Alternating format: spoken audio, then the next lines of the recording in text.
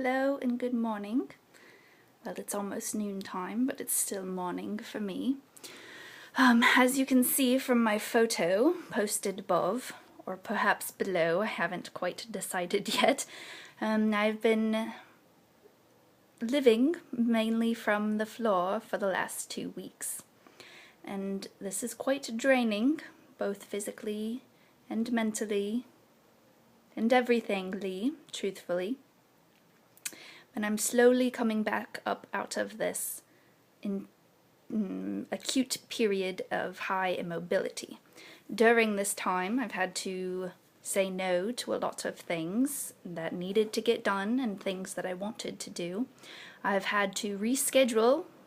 One doctor's appointment I have rescheduled now 3 times. Hopefully I will make it to this next time.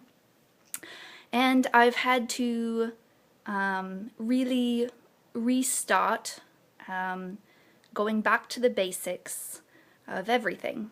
And I've realized that once again I have drawn towards my natural tendency to rush and push and accomplish all that I can as fast as I can, because that is the speed at which I like to live. However, this is not the speed at which my body can live anymore. And I've spent a lot of time realizing, because I've had plenty of time to think the last 2 weeks, that what I do physically in a day obviously impacts my symptoms, but also how I'm going about it. So, say in a day I need to prepare my lunch and get dressed and perhaps send a couple of emails or make a phone call. And if I get up in the morning, and my tendency is I get up, I'm already thinking about all of the things I have to accomplish. I'm very stressed about whether or not I can accomplish them, or whether my body will crash and I won't be able to. So I stress, I eat something quickly, and then I try to get everything done. This means that by 11 o'clock in the morning, I'm ready to go back to bed. So, this is not very sustainable. So what I'm doing is I'm reapproaching, trying to decompress a lot of things, delegating and finding new ways of accomplishing them. For example, I've now switched to a local pharmacy that delivers my medications so that I no longer have to try to leave the house to drop off or pick up a medication, which happens at least once a week, if not twice. I've also discovered that the post office will come to my door to pick up packages, which is lovely. So again, there's also, I've found a produce delivery place so that it can minimize trips grocery shopping, which largely fall to my significant other because it's a very physical task that is incredibly challenging for me to accomplish.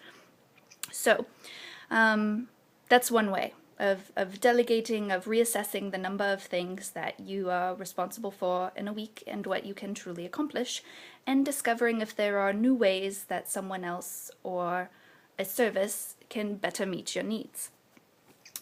But there's also the other important part. Say I even wake up in the morning, like this morning. I've figured these things out now that I've spent the last 2 weeks working on them, and so I really don't have anything out of the house or incredibly pressing that I must accomplish.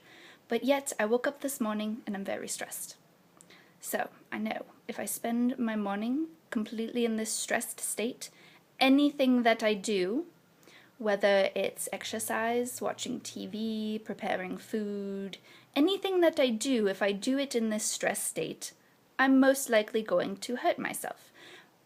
Por lo menos, at the very least, I'm going to expend much more energy than I have on this.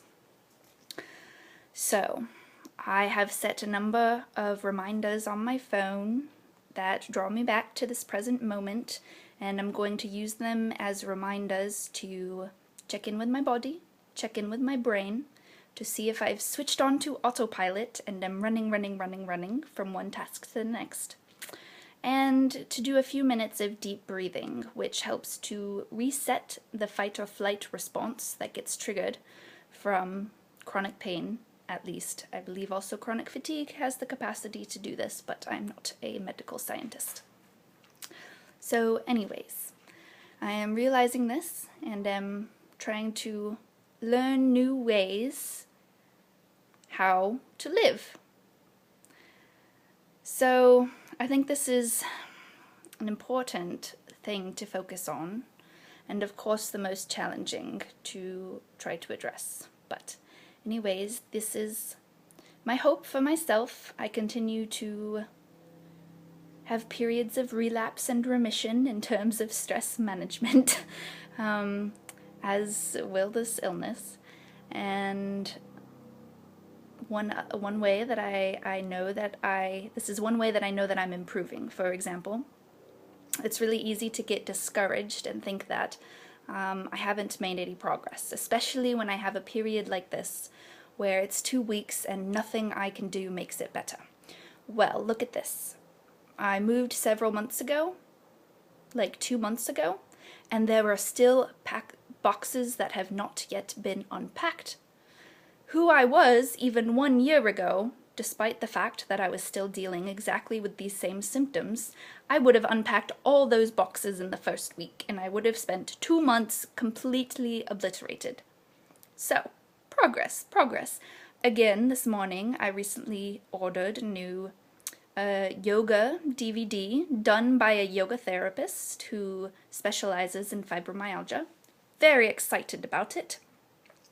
And what do? Well, my first impulse is to do the hardest ones, and like all 3 of them, the first day.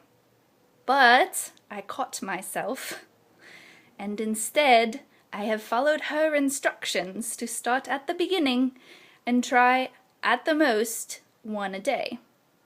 It is day 2, and I am exactly where I'm supposed to be. So, little by little, these changes of 1% a month over time do add up.